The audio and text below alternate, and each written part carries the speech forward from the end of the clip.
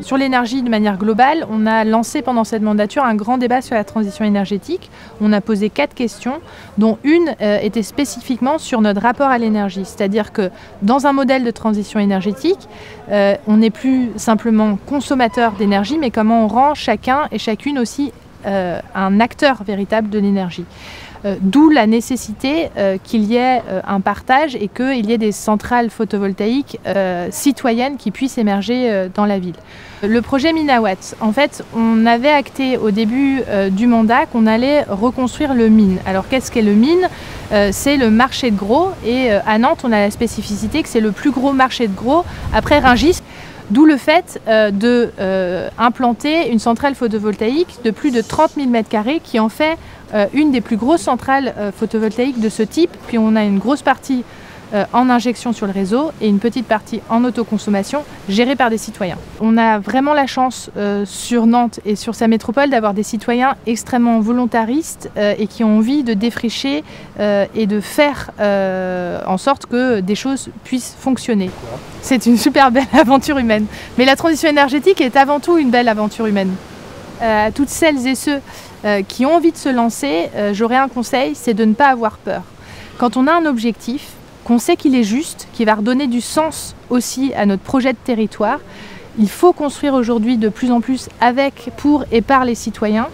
En tout cas, moi, ce projet-là, c'est, je pense, la plus belle réalisation de mon mandat en tant que vice-présidente à la transition énergétique et je n'y serais pas arrivée sans le concours et des citoyens qui ont accepté de s'engager dans cette aventure, ni des fonctionnaires qui ont vraiment pris beaucoup de temps avec toutes les contraintes juridiques et réglementaires pour essayer de les contourner et de faire en sorte que ce projet puisse vraiment devenir réalité. Au début des années 2000, on a développé des énergies renouvelables à titre expérimental et au regard de leur pertinence, eh bien, depuis 2014, on a un plan climat-énergie avec une stratégie très ambitieuse de parvenir à 50% d'énergie renouvelable sur nos bâtiments d'ici 2020, c'est-à-dire l'an prochain, et on va atteindre cet objectif. Tout est parti de là.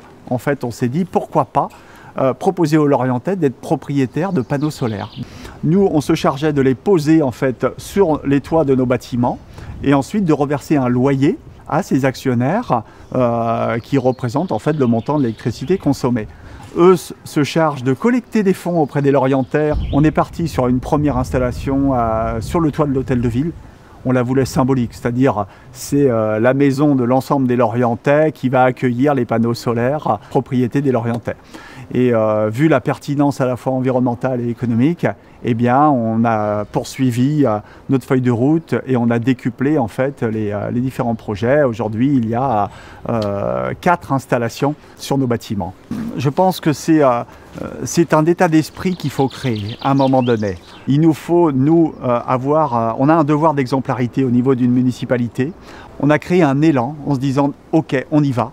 Il faut cette unanimité au niveau des élus, qui permet aussi de donner carte blanche aux services.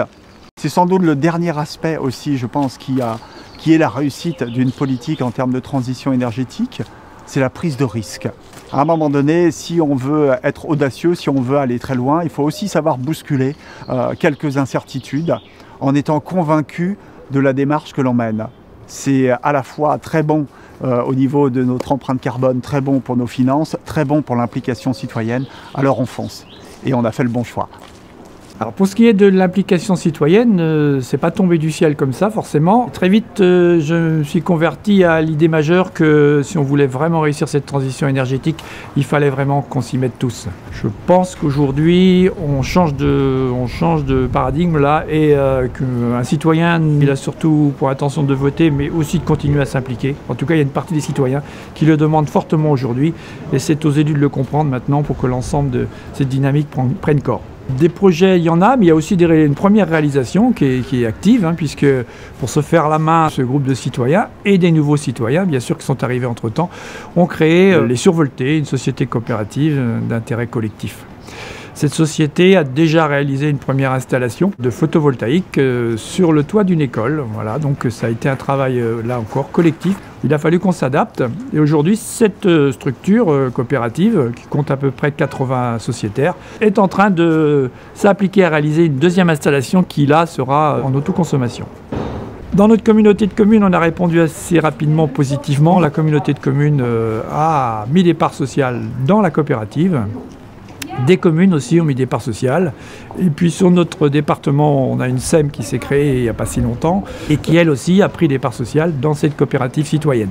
Maintenant, la mayonnaise, elle prend bien. Il faut passer à la vitesse au-dessus, c'est-à-dire que cette coopérative, il faut qu'elle prenne corps vraiment sur le territoire. Moi, je pense qu'il faut faire confiance, ne pas avoir peur. Je pense que les citoyens, quand ils ont en plus un soutien des élus, ça les motive davantage et ça les oblige. Donc la région Occitanie a donc lancé effectivement 4 appels à projets depuis 5 ans autour des énergies renouvelables coopératives et citoyennes. On a aujourd'hui 46 lauréats, près de 3500 citoyens impliqués dans ces projets, 50 collectivités qui ont été impliquées et on a aujourd'hui 16 projets qui sont en fonctionnement, qui représentent 17 gigawattheures en termes de production annuelle. Et donc c'est aujourd'hui un effet d'entraînement, d'essaimage très positif pour le territoire. Donc c'est passé par 2 dispositifs d'aide principalement. Donc une aide aux études, des études juridiques, des études techniques, et également une aide à l'investissement sous la forme en fait d'1 euro région pour 1 euro citoyen investi. Donc ça a fait un effet d'entraînement et aussi un effet de tiers de confiance en fait de la région pour mettre les citoyens autour de la table, les collectivités et développer des projets. Donc quelques messages peut-être à faire passer pour les élus et les agents territoriaux qui regarderont cette vidéo. Je pense qu'il est important que les élus soient très impliqués sur le territoire pour l'émergence de ces projets. C'est vraiment un enseignement qu'on en tire au niveau de la région Occitanie. Les élus, mais évidemment les techniciens et les agents des territoires qui œuvrent en faveur de la transition énergétique. Et également, donc, je conseille aussi de se rapprocher de l'association nationale énergie partagée, association qui œuvre en fait pour accompagner et mettre des outils à disposition pour développer ce type de projet. Et donc énergie partagée a en région, dans les différentes régions, des associations qui sont ces relais. Donc comme en Occitanie, l'association Éclair, qui est énergie citoyenne locale et renouvelable en Occitanie, qui accompagne, forme les collectifs citoyens, mais également les élus, les agents des territoires sur ces projets.